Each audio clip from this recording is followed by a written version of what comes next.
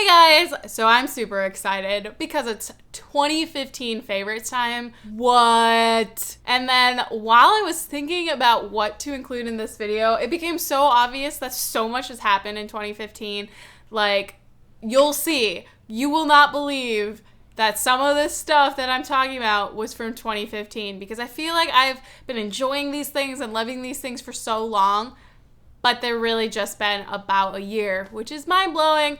Let's get into it because I have so much stuff to talk about, and let's start with the beauty bits and then go into the random stuff at the end. Let's start with the top with hair. This is the Oscar Blondie Texture and Volume Spray, and I got this in an Ipsy at the start of the month, or the start of the year, sorry, and it's so good. It's like the only product that really can add a little something to my hair, gives it a little bit more texture and volume, and just makes it feel really good throughout the day. And I definitely add this in before going out to the evening and stuff if I wanted to bring my hair back from flat death. It's really, really awesome, and I'm really glad that Ipsy provided this full size. That was really cool of them. And it's definitely something I will be repurchasing when I run out, but this has lasted me a very long time. Up next is a product that I cannot believe I've only had for a year. It's the Living Proof Perfect Hair Day 5-in-1 Styling Treatment.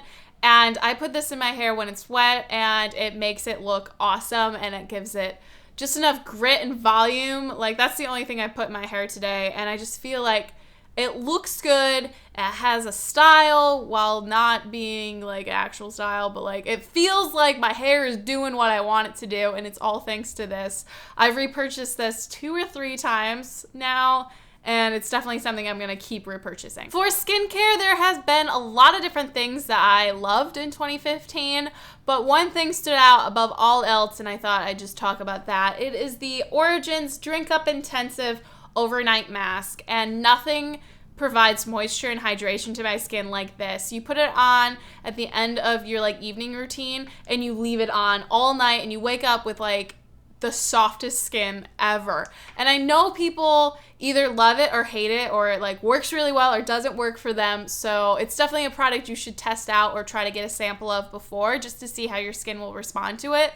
But mine loves it, and I love it for that. I'm kind of all over the place with this video, so just keep with me. In my mind, it makes sense the order I'm doing things, but I'm sure there's a better way. But the next thing that is my absolute favorite is the Urban Decay All-Nighter Makeup Setting Spray. I discovered this year, which blows my mind, and it's just one of those products that you never believe works well until you try it, and then you're like, why did I ever live without it? It's amazing.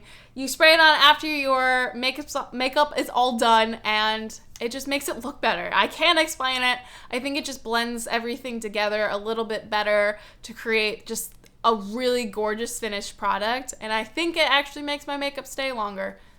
I'm pretty sure. Let's jump to palettes, and I decided to go with palettes instead of just eyeshadow in general because I find that palettes are my go-to things. I like having palettes that contain every shadow I need to complete an entire look, and these two have definitely become my favorites. I have a few favorites that came about at the end of this year, but I didn't really think it fit into the 2015 favorites because these ones have been around a lot longer. The first one is my all-time favorite palette. It's the Steal It in the Light palette, and I don't even know if it still exists, which is gonna make me cry because it is awesome.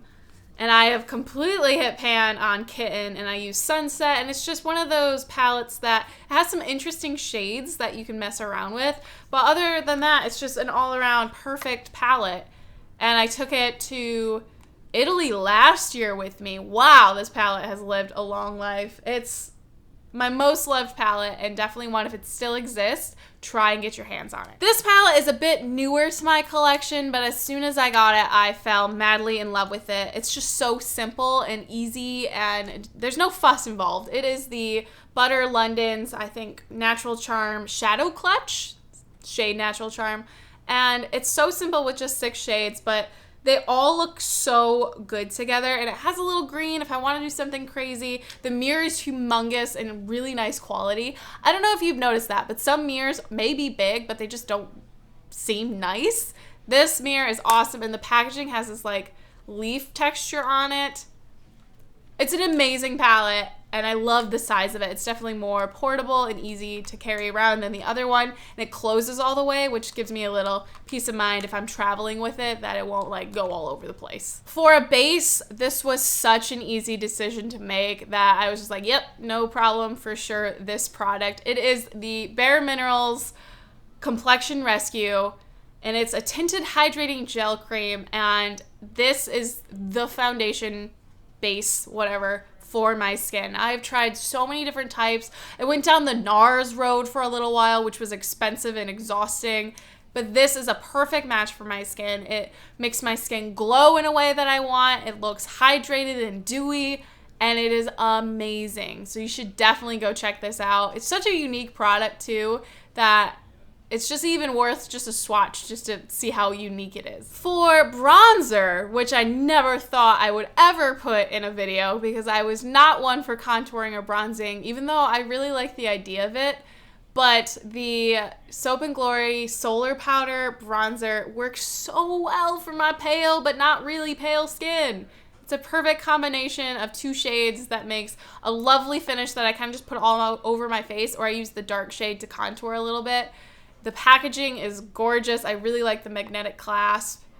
And it's just a really awesome product that I'm super glad that Chrissy Lily sent to me in our makeup swap earlier this year. Another product that Chrissy Lily sent to me that I am smitten with is the Max Factor blush in Seductive Pink.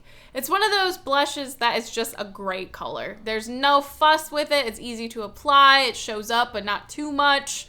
And it lasts a really long time. So it's just a solid blush and just a solid blush shade. We're really getting through the products now, and the next one is a concealer. This is the Urban Decay Naked Skin Weightless Complete Coverage Concealer, and this had quite a lot of talk around it at the beginning of the year, comparing it to NARS, and I think it's so much better than the NARS Creamy Concealer. It's just thicker and like covers more. Like they both work very similarly. They both have the same consistency in my mind, and they're probably the same thickness, but this one just seems to cover things better and it lasts longer. The one thing with NARS is that I'd have to reapply a little bit later because my dark under eye circles are adamant about being obvious. And this one seems to do such a good job at covering them, and this will be my second tube, so it's definitely a love. For eyebrows, nothing but the Anastasia Brow Wiz in Soft Brown. I really discovered eyebrows this year. Before now, I just didn't even care about them. I understood that they were probably important, but I never paid attention to them until now. And this pencil is awesome because it has that little spoolie on the other end. And I love it. I love the way it makes my brows look not too put together, but just fuller. It has more of a shape. Because I never do anything to my brows. I've never got them waxed. I've only tweezed them like twice in my life. And I really think that this helps make them look better. For mascara, this was kind of a late to the year discovery, but I love it so much that I was like, okay, you have to be included in my 2015 favorites. It's the Lancome Hypnose Drama mascara. And this is the first high-end mascara that I can really get behind. It lengthens, it volumizes, it does everything I possibly could want in a mascara with just a touch better than the drugstore. There's just something about it that makes it look just a slightly better than the drugstore. And although I hate to admit it, because I'm such a strong advocate of drugstore mascaras, that this one just beats it just a little bit. All right, we're at the tail end of makeup, and I have 3 lip products to talk about. The first is a weird one for me because I'll go through like periods of time where I hate this. Like I hate the way it looks and the way it dries and everything about it. But all in all, I do really, really love it. It is the Kat Von D Everlasting Lipstick in Lolita. And it's quite the dark shade, even though in the tube it looks kind of like one of your natural mauves. So I have to apply it very, very lightly, but it just provides such a punch to my look that I feel like a badass when I wear it, to be honest. And it's such a cool product in a weird sort of way that I thought it deserved to be included. These last 2 are a bit more normal, a bit more my style. This one is Urban Decay's Revolution Lipstick in Rush.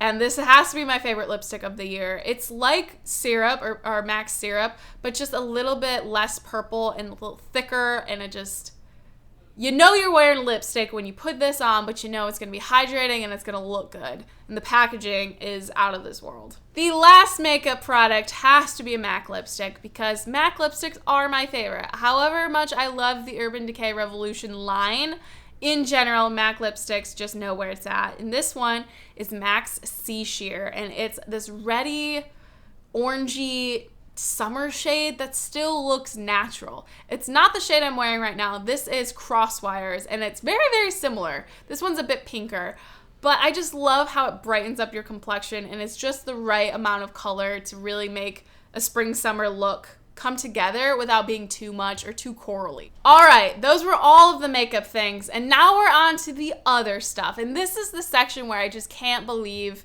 that it's only been a year. So my obvious most favorite non-beauty thing of 2015 is my Erin Condren Life Planner.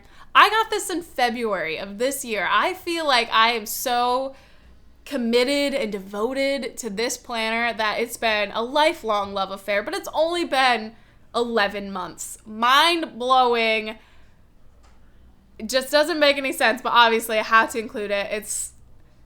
It's so awesome. I'm so glad I discovered this. I'm so glad this became into my life because my life is so different now because of this planner, which is a weird thing to say, but completely true. Another thing that I discovered this year, but it's become so much fun and such a cool bonding thing between Alex and I, is comics. So this is the only comic I like. I've tried other ones, but nothing gets me like Squirrel Girl.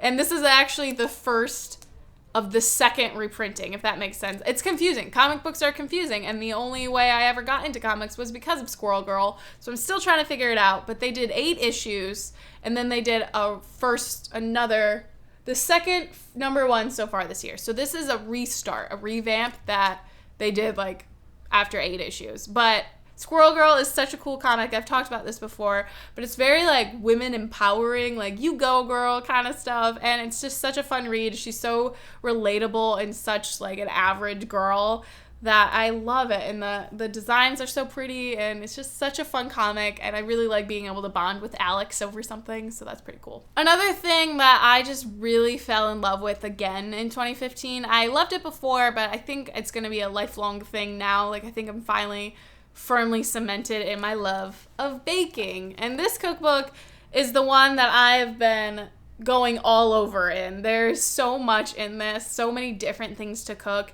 and it's just one of those books that I'm going to try and do almost all 1001. So these tabs are the ones that I really want to do, and these are the ones that I have done. And it's just, baking is so much fun, and it's delicious.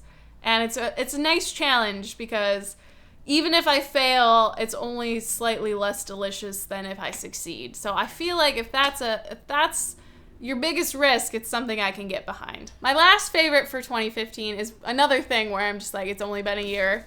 It's board games, and specifically this board game. This is Escape, The Curse of the Temple, and it's one of the first board games I ever played that was more like an indie board game, I guess. It's not one of those like Pictionary, Monopoly, the games everyone knows. And it was so much fun that now we're like deeply embedded in the board game culture, and we have so many. And this was one of the first ones that we got.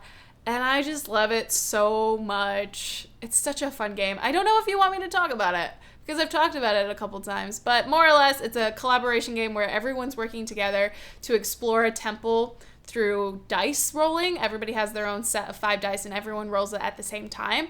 And you're trying to explore this temple and clear gems in order to escape, but it's on a time limit. So the game only lasts 10 minutes, like for sure it only lasts 10 minutes. And it's such a fun game, and you build so much like camaraderie, and you can really tell people's personalities when you play this kind of game. I am very much like, just do what I say. I know we'll get through this kind of player. And it's just really, really fun. Woo! So that is it. Those are my 2015 favorites. I feel like it was going to take longer, but I did a pretty good job. I think I went through it at an adequate speed, and you got to see what I love. I would love to hear your guys' favorites, though, so definitely put some in the comments. Tell me when you started planning and decorating or fell in love with makeup and all that stuff, because it's crazy how the days go slowly, but the years go quickly, as they say, and these videos always make that so obvious. But that is going to be it for today's video. I hope you have a lovely new year, and I will see you in my next video. Bye!